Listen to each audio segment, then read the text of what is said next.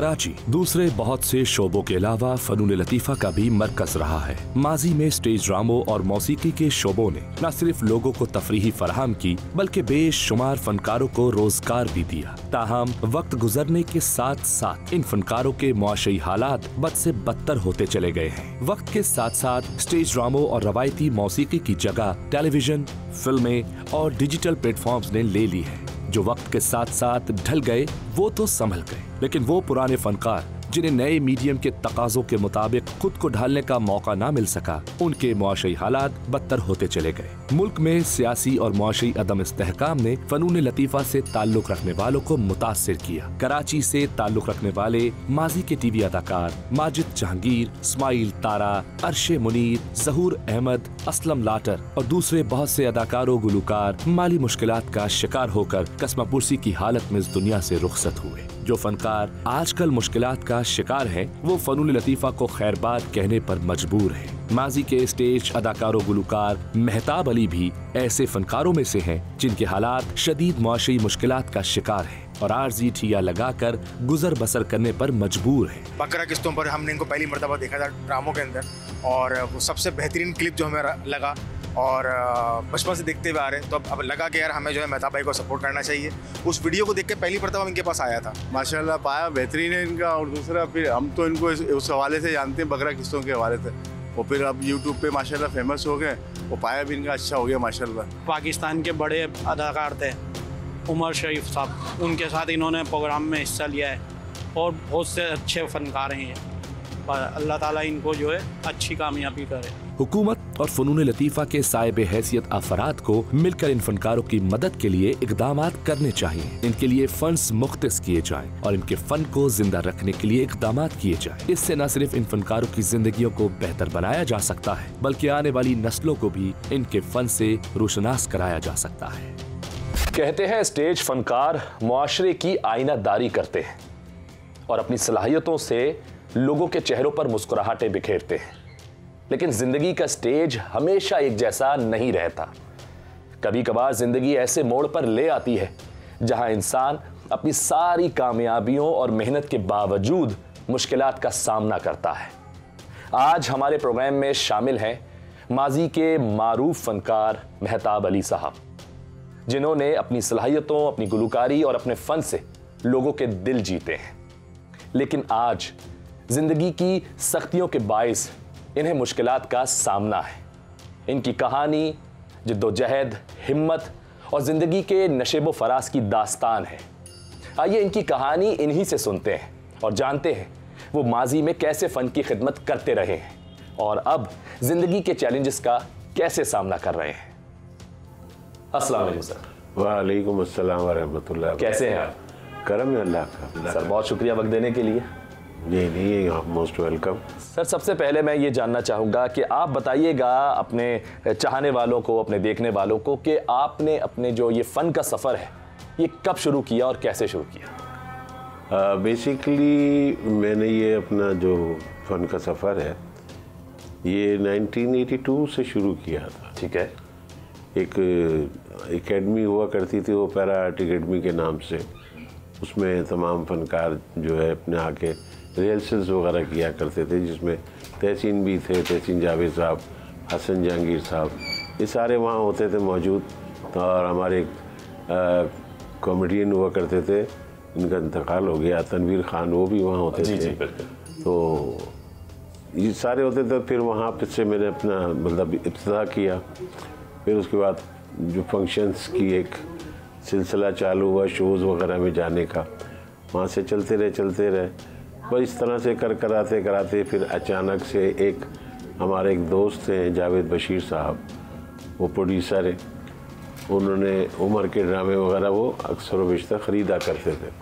रियो auditorium में show हुआ करते थे। अब तो कराची में थिएटर ही नहीं रहा। बिल्कुल सर, सारे थिएटर ख़त्म हो गए, बस एक आर्ट्स काउंसिल का रह गया। जी। और उसमें भी बस ये है कि सालाना समझ लें तक एक तकरीब हो जाती है, जिसमें अहमद शाह साहब वो फेस्टिवल कराते हैं ड्रामों का। ये उनकी भी बड़ी मोहब्बत और मेहरबानी है आर्टिस्टों पर कि एक तो साल में एक दफ़ा लोगों को जॉब मिल जाती है करने को। बहरहाल तो कहने का मकसद ये है कि बस वो मैंने अपना स्ट्रगल वहाँ से शुरू किया और फिर प्रोग्राम्स के हवाले से अल्लाह पाक ने बड़ा करम किया और चलता चला गया। फिर 91 में फ़र्स्ट टाइम में पाकिस्तान से बाहर गया दुबई के शो के लिए। अच्छा, ठीक। फिर तकरीबन 4 साल तक मैं कंटिन्यू वहाँ पे जाता रहा, 94 तक। उस दौरान भी शोज़ वगैरह के हवाले से, शोज़ एज ए आर्टिस्ट मैं जहाँ भी गया अल्हम्दुलिल्लाह एज ए आर्टिस्ट गया। और मैंने अपना जो मेरी टाइम पीरियड होती थी उसमें मैंने परफॉर्म करके वापस आना होता था। हाँ, मैं मतलब बीच में दुबई के बाद फिर मैं साउथ अफ्रीका भी गया, मैं अल्हम्दुलिल्लाह कीनिया भी गया और इंग्लैंड भी गया। साउथ हॉल वगैरह में मेरे शो थे, वहाँ पे वो किए। फिर उसके बाद जो है 95 में मैं फाइनली अमेरिका गया था। तो बस वहाँ पर उमर शरीफ शो के नाम से एक शो गया था जिसमें ये सारे तमाम बड़े आर्टिस्ट थे, जिसमें उमर शरीफ, शकीला कुरैशी, तहसीन जावेद, अमजद हुसैन। उस वक्त की वो पूरी क्रीम थी, स्टेज पूरी की सारी। जी उस ज़माने के सारे क्रीम आर्टिस्ट थे, सारे आर्टिस्ट और बड़े अच्छे आर्टिस्ट थे सारे। तो बस वो हमने वहाँ पे जो शोज़ वगैरह किए, फिर उसके बाद जो है फाइनली जब शो ख़त्म हुआ है तो हम सबने मतलब ऑर्गेनाइज़र की मर्ज़ी से सबने डिसाइड किया कि जी हम नहीं जाएंगे। अच्छा, फिर आप वापस यहाँ नहीं आएंगे? नहीं, और वहीं रहेंगे सारे। हाँ, सारे फनकार तकरीबन सिर्फ 2 यानी कि वो ऑर्गेनाइज़र के साथ टोटल 2 आर्टिस्ट वापस आए थे, जिसमें उमर शरीफ और शकीला कुरैशी। अच्छा, बाकी वापस आ गए, आप लोग वहीं रहे। बाकी सब वही रहे, जिसमें म्यूजिशियन भी शामिल हैं और आर्टिस्ट भी शामिल। फिर वही वहाँ की ज़िंदगी का स्ट्रगल शुरू हो गया, तो वो करते रहे। वहाँ पर अल्लाह ने बड़ा साथ दिया। मेरे एक्चुअली थोड़ी सी रुकने की वजह जो थी वो एक तो ये भी थी कि मैं अपनी फैमिली में, मुझसे सिर्फ बड़ी एक बहन है, बाकी सब मुझसे छोटे हैं। अच्छा। और माशाल्लाह मैं 9 बहनों का भाई हूँ। अरे माशाल्लाह। और मुझसे 3 छोटे भाई हैं, सब छोटे ही हैं। तो बहरहाल अल्लाह पाक ने शायद मैं समझता हूँ ये बात कि रब ने उस वक्त भी मुझे अमेरिका जो भेजा एज ए आर्टिस्ट में शो करने गया, तो वो शायद मेरी बहनों के ही लिए अल्लाह ने मुझे भेजा था। और मैंने यकीन जाने सन 2000 तक जो है मैंने अपनी 9 बहनों की शादी वहीं से निपटाई, और उसके अलावा मतलब 2 छोटे भाइयों की भी की थी। 11 साल रहा हूँ, और 11 साल में मैंने अर्तुगरुल भाई इतनी ट्रैवलिंग की है, इतनी मैंने ट्रैवलिंग की है बाय एयर, क्योंकि मेरा अपना वहाँ पे बैंड था। ओके। ना जी, हार्ट फाउंडेशन के नाम तो से। वहाँ भी आप मतलब फन की शोज खिदमत कर रहे थे? जी वहाँ पे भी शो करता था मैं। और ख़ास तौर पे 14 अगस्त के हवाले से तो हम बहुत ही जगहों पे जा के प्रोग्राम किए हैं। और मुझे अच्छी खासी तादाद में वहाँ ज़ाहिर पाकिस्तानी लोग रह रहे थे। बिल्कुल, जो ओकेजन है इस तरीके से। नहीं, उसके अलावा भी करते रहे। इसके अलावा ये होती थी कि 14 अगस्त के जो प्रोग्राम्स आते थे वो ज़्यादातर सिटीज़, बड़ी सिटीज़ के तो होते ही होते थे, लेकिन अमेरिका के 52 स्टेट्स हैं, और सिवाय 2 स्टेट्स के मैं तमाम स्टेट्स में गया हूँ। अच्छा, यानी मैंने 50 देखे गुलकारी के और अपने फन के हवाले से। जी वो इस तरह से कि वहाँ उन्होंने हर स्टेट के अंदर जो है ना 1 से 2 यूनिवर्सिटी है। सर ये बताएं कि इस सारे बीच में जब आप गए, मतलब आपने जब अपना करियर स्टार्ट किया और उसके बाद आप अमेरिका चले गए, वहाँ पे आपने जो भी मतलब फ़न की भी आप खिदमत करते रहे, एंटरटेन करते रहे, गाए बगाए, ये सिलसिला चलता रहा। सर ये पूरा जो आप एक्सपीरियंस आपको कैसा रहा? फ़न की खिदमत करके आपको कितना मज़ा आया? क्या ये तजर्बा कैसा रहा अब तक का? मेरा जो एक्सपीरियंस रहा वो बहुत अच्छा। म्यूज़िक गाना बेसिकली मेरा पैशन है। मैं आज भी चाहता हूँ कि मैं गाता रहूँ, और अल्लाह ने मुझे आज भी, मेरे रब का एहसान है कि मेरे गले में अभी भी वो ताकत है जो मैं पहले परफॉर्म करता था। हाँ, उस वक्त मैं परफॉर्मर था, स्टेज पे परफॉर्म करके गाता था। आज थी वक्त के हिसाब से आज जो है मैं अपने बैठ के 1 मैन शो किया करता हूँ। वो आते हैं तो मैं करता ज़रूर हूँ, लेकिन आजकल उसका भी बड़ा फुकदान हुआ है।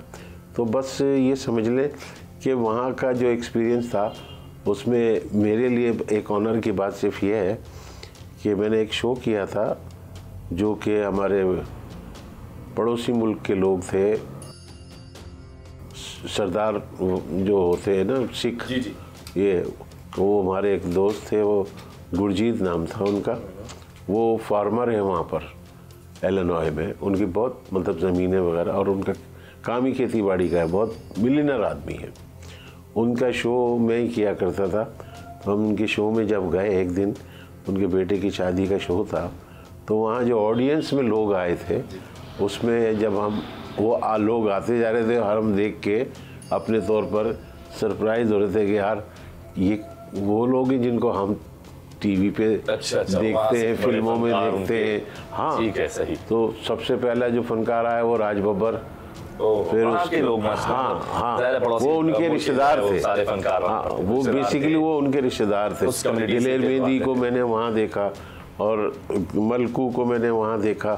फिर जो सबसे बढ़कर जिनका मैं खुद बहुत बड़ा फ़ैन था, खान साहब, मेहंदी हसन साहब के बाद अगर मैं किसी का फ़ैन हूँ तो वो जगजीत सिंह। क्या बात है। तो वो जब आए तो मेरे लिए तो बड़ी वो, खैर हमने परफॉर्म किया, उन लोगों को वहाँ पर इंटरटेन किया। फिर बाद में खुद जगजीत साहब ने मुझसे फरमाइश की कि कुछ मेरे गाए हुए अगर तुम्हें याद है तो सुनाओ। तो मैंने उनकी फरमाइश पूरी की। कुछ बोल अगर हमें भी सुना दिए जाए तो। उसमें ये था, चिट्ठी न कोई संदेश, वाह, ओ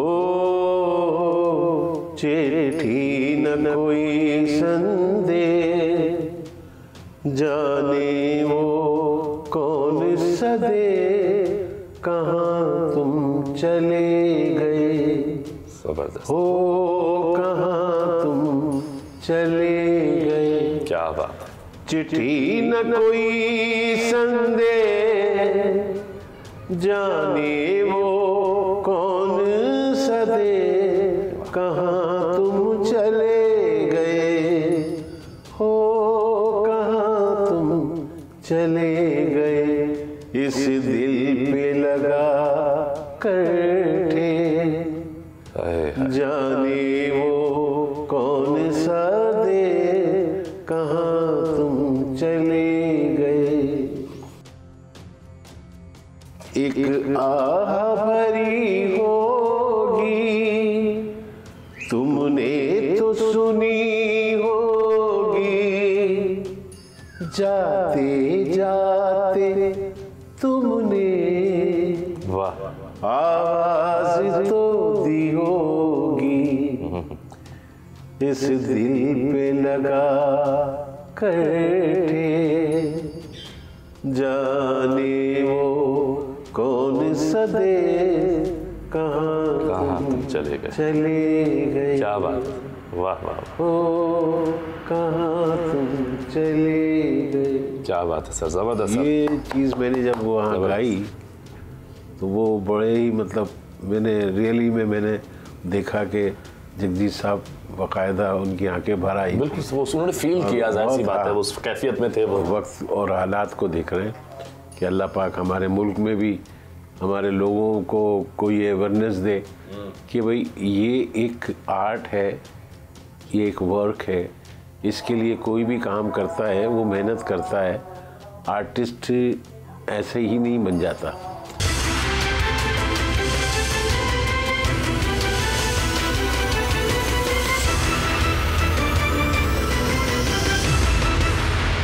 सर मुझे ये बताएं कि आपको क्या लगता है, हमारे यहाँ जो फ़नून लतीफ़ा को जो मकाम हासिल होना चाहिए था, आर्ट को जो उसका एक रिस्पेक्ट मिलनी चाहिए थी, वो नहीं मिली, आपको ऐसा लगता है? नहीं, ये हकीकत है। आप देख लें, बहुत सारे फ़नकार हैं जिन्होंने अपनी मदद आपके तहत ही अपने आप को मनवाया, जिसमें मैं जो सबसे पहला नाम लूँगा, वैसे तो बहुत सारे आर्टिस्ट हैं लेकिन हकीकतन जो सबसे दुनिया में आज उसका एक नाम है और उसको लोग बड़ी इज्जत से जानते हैं, अब दुनिया में रहा नहीं, उमर शरीफ। बिल्कुल। आप देखें, उन्होंने किसी टीवी का सहारा नहीं लिया, किसी रेडियो का सहारा नहीं लिया, एक स्टेज ही उनका सहारा बना। बिल्कुल। और उन्होंने अपनी लाइफ को वहाँ से शुरू किया और वहीं पे ख़त्म किया।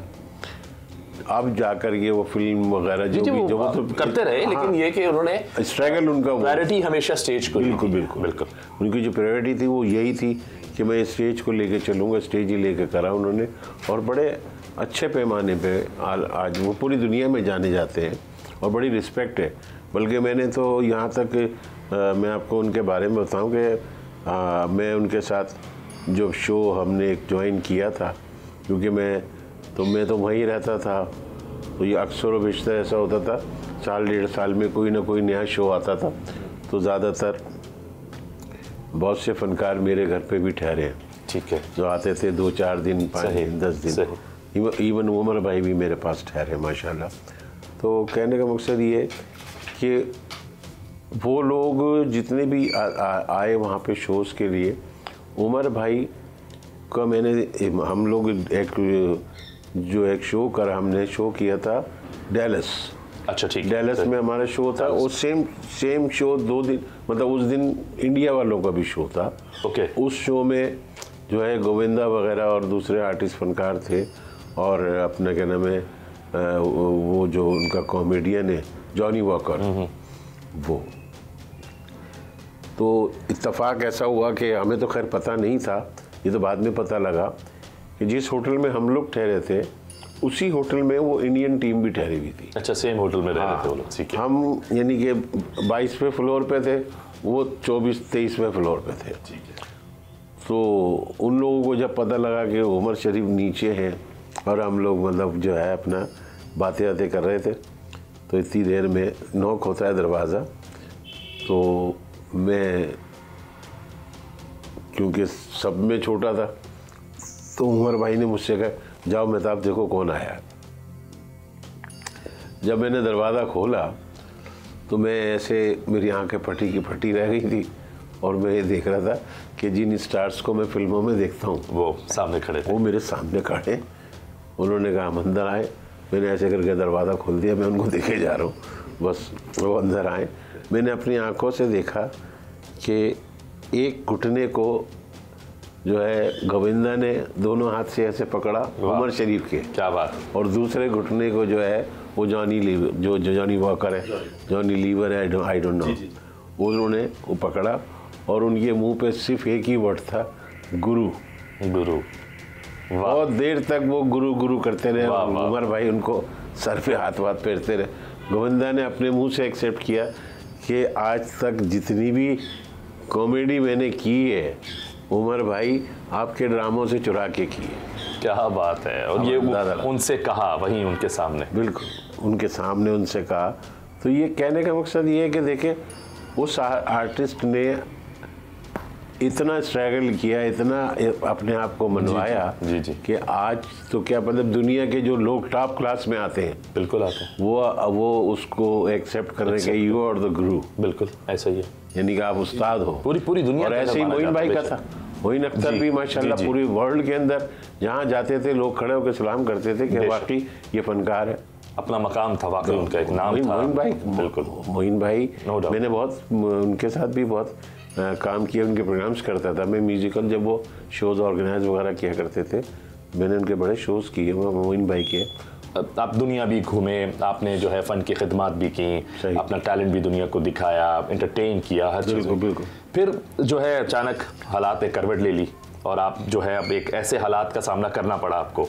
तो वो लाइफ एक्सपीरियंस तो आपने हमसे शेयर किए, ये जो हालात इस तरह के पैदा हो गए ये कब हुआ और फिर उस चीज़ को आपने कैसे मतलब सॉर्ट आउट किया, हालात को जो है कैसे स्टेबल किया? क्योंकि एक तरफ से जो डाउनफॉल आया है उस हवाले से एक गैप भी था, मीडिया का गैप भी था, स्क्रीन पर भी नहीं थे, शोज़ भी नहीं कर रहे थे, फिर एक ये डाउनफॉल आ जाना, तो इन सब चीज़ों को एक साथ कैसे मैनेज किया आपने? एक्चुअली देखिए, मैं जब मेरा डाउनफॉल जो शुरू हुआ वो बेसिकली जब मैं अमेरिका से वापस आया। ओके। और इससे पहले के कुछ और हालात वो होते तो मैं वहाँ से वापस आ गया। फिर यहाँ आके मैंने अपने तौर पर बहुत कोशिश की, तमाम फनकारों से मिला, मैं आर्ट्स काउंसिल में भी मैं जाता रहा कई बार, कि भाई मैं मतलब मुझे काम मिले फनकारों में, जो ऑर्गेनाइज़र जिनके मैं पहले शोज़ किया करता था, जो मेरे बगैर अपने फंक्शन नहीं करते थे कि नहीं यार तुमने तो आना ही आना है, अब मैं उसमें नखरे करता था तो उसके बावजूद वो मेरे पीछे लगे रहते थे, नहीं नहीं नहीं आना है, तुम्हें करना है। मैं भाई इतने वैसे लूँगा, अच्छा भाई आना है, मिल जाएंगे, आप आओ। अब उन लोगों के पास मैं जाके मैंने बड़ी रिक्वेस्ट करी, मैंने कहा भाई मैं आ गया हूँ, हाँ हाँ मेहताब भाई मोस्ट वेलकम, ये वो आप तो बड़ा काम नहीं दिया, नहीं मिला, काम नहीं दिया किसी ने, आश्रय सबने दिए, हाँ तारीफें सबने बड़ी करी यार। आप तो काम था नहीं उनके पास भी, या उनके पास था लेकिन आपको नहीं उनके पास काम क्यों नहीं था, दे आर ऑर्गेनाइजर्स, और बल्कि मल्टीनेशनल कंपनीज के सारे बड़े बड़े, और वो अभी भी इंटरनेशनली काम कर रहे थे। बिल्कुल कर रहे हैं, अभी भी कर रहे हैं। उन्होंने मुझे काम नहीं दिया, मतलब आसरा बहुत दिया। आपको तो मतलब नेशनल लेवल पर भी काम नहीं दिया उन्होंने? हाँ, मतलब लोकल शोज होते हैं तो देखिए किसी भी शो को आप ऑर्गेनाइज करें या मैं ऑर्गेनाइज करूं जी, तो ये ज़रूरी नहीं होता कि मैं पूरी जो एक टीम लेके जाऊंगा शो करने के लिए, उसमें मैं पार्टी ही की मर्जी के सारे लोगों को रखूंगा। एक दो लोग ऐसे भी रख सकता हूं मैं कि जिनको मैं समझूं कि यार चलो इसकी सपोर्ट भी हो जाएगी और ये हमारे काम भी आ जाएगा। ठीक है ना, क्योंकि ये पहले से करता भी रहा है। हाँ, अगर आप अपनी बात करें, हाँ, और एक नाम भी था, एक मकाम भी था। हाँ, गैप आया है, हालात थोड़े डिस्टर्ब हुए। ऐसा नहीं हुआ।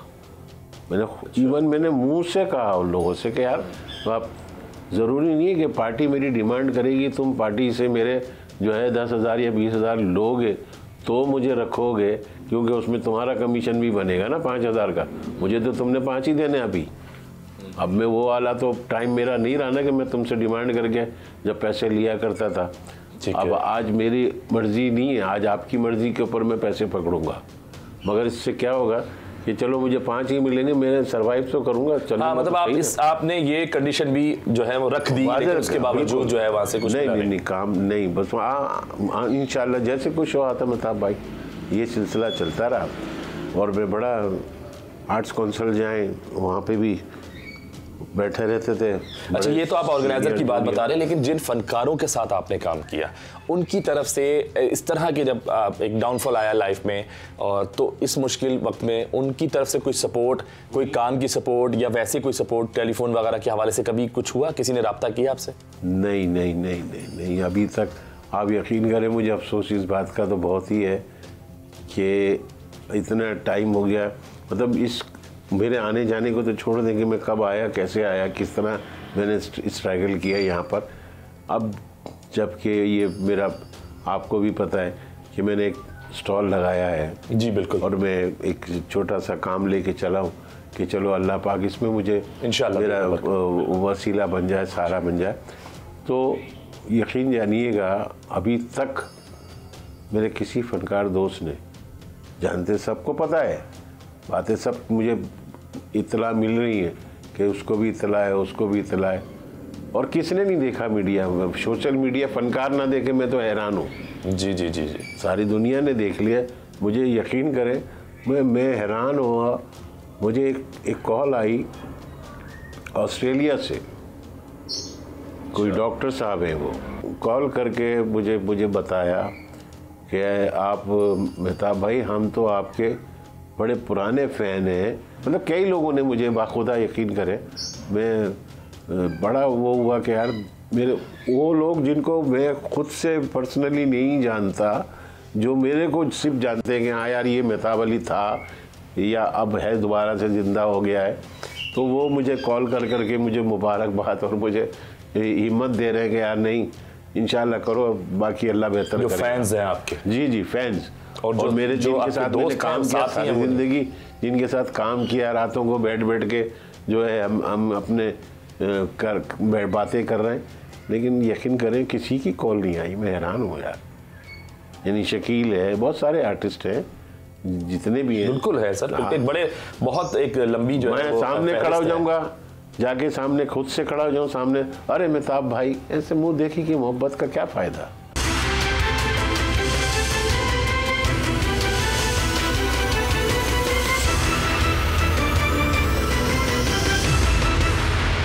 किसी ने अगर मुझे जो है वो किया, तो वो मेरा बड़ा अच्छा दोस्त भी है और आप भी जानते हैं उसको, हनीफ राजा। बिल्कुल।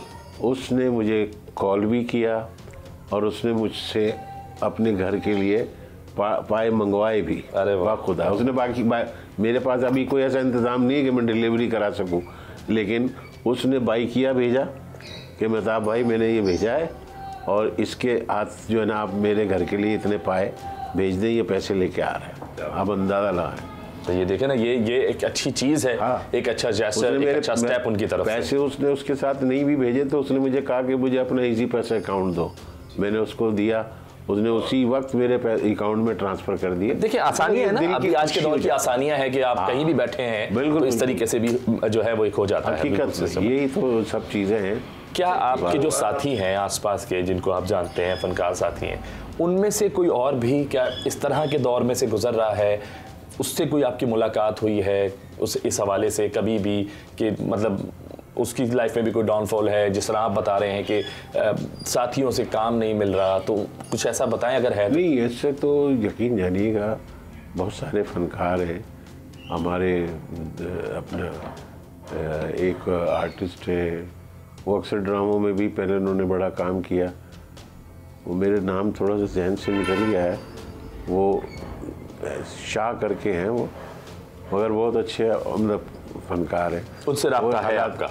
हाँ, उनसे रब्ता मेरा इस तरह से है कि वो आते रहते हैं वो, तो वो बेचारे वो भी थोड़ा इसी हालात से गुजर रहे हैं। बीमारी भी, अल्लाह उनके लिए भी आसानियाँ करे, आपके लिए भी अल्लाह आसानियाँ करे। सर ये बताएं कि ये जो आपने एक नया बिज़नेस जो है जो स्टार्ट किया है, पहले तो बताएं ये आइडिया कैसे आया और इस आइडिया के आने के बाद इसको स्टार्ट करने में कितनी मुश्किलात आई, और दूसरी ये कि हिम्मत कैसे बंधी कि यार अब ये करना है और बस करना है, ठान ली?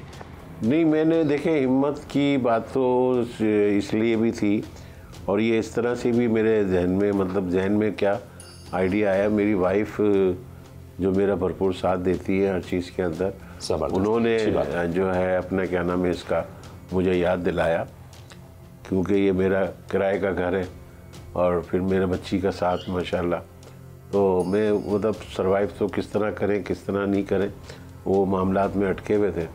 ये कहने की कि तुम ऐसा करो कि यार तुम्हारा तो एक्सपीरियंस है, तुमने अमेरिका के अंदर जो है कुकिंग वगैरह रेस्टोरेंट में जॉब की है तो की भी है, तो कुछ ऐसा कर लेते हैं कि अपना स्टॉल लगा लेते हैं हम। मैंने कहा पाए का क्यों ना कर ले, तो ये कहने की ठीक है।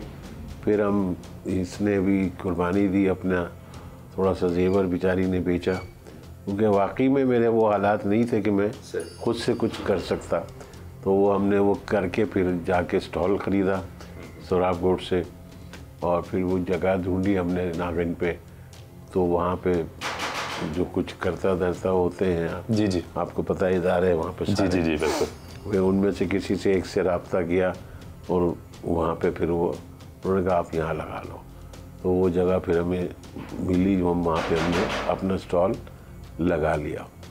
स्टॉल लगाने के बाद जो है वो अब खड़े सामान तो वहाँ पे स्टॉल तो लग गया, अब मैं फिर परेशान, मैंने कहा यार वाइफ बाकी चीज़ों का क्या करें, क्योंकि बहुत सारे लवाजमात हैं, पतीलियाँ हैं, फला है, ये वो टेबल कुर्सियाँ, उसमें मेरे कुछ दोस्त बेचारे मेरे काम आए, मैंने कॉल्स किया उनको, एक एजाज ताज साहब हैं, उन्होंने मेरी हेल्प की, और मेरा एक दोस्त है जो बहुत मतलब पाकिस्तान के ज़माने से लेके अब तक मेरा वो बहुत अच्छा दोस्त है, मेरी दोस्ती को, हमारी दोस्ती को तकरीबन 40 साल हो गए। क्या बात। वो ह्यूस्टन में होता है और वो भी आर्टिस्ट है बेसिकली, बहुत अच्छा बेस गिटारिस्ट है और सिंगर भी बहुत अच्छा है, मुनीर नाम है, मुनीर अकबर।